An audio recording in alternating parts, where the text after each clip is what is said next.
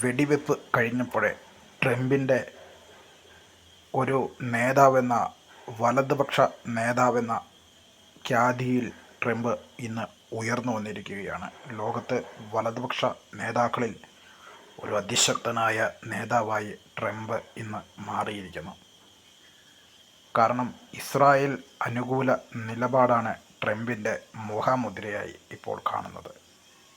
ട്രംപിനെ വെടിയേറ്റിട്ടും ട്രംപിൻ്റെ ആവേശം 10 മടങ്ങ് വർദ്ധിച്ചതേ ഉള്ളൂ. അങ്ങനെ ജോ ബൈഡൻ്റെ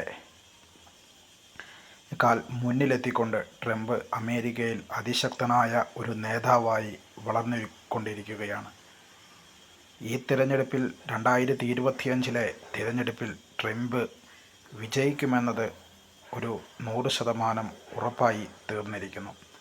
ആവേശത്തിലെ നായകനെ പോലെ അതിശക്തനായ ഒരു നേതാവായി ഇന്ന് ട്രംപ് അമേരിക്കയിൽ മാറിയിരിക്കുന്നു. ജോ ബൈഡനെ പിന്തള്ളിക്കൊണ്ട്, ജോ ബൈഡൻ്റെ എല്ലാ നിലപാടുകളെയും പിന്തള്ളിക്കൊണ്ട് ചോദ്യോത്തര വേളകളിൽ പോലും ജോ ബൈഡൻ പരാജയപ്പെടുകയും ഇടറുകയും ചെയ്യുന്ന സമയത്ത് ട്രംപ് അതിശക്തനായി മാറിയ നിമിഷങ്ങളാണ് കാണാൻ കഴിയുന്നത്. അമേരിക്കൻ ചരിത്രത്തിലെ അമേരിക്കൻ പ്രസിഡന്റ് വീണ്ടും മത്സരിച്ച് വിജയിക്കുക എന്നത് ഒരു ഭാരിച്ച കടമ്പയാണെന്ന് അമേരിക്കയിലെ ജനങ്ങൾക്ക് തന്നെ അറിയാം.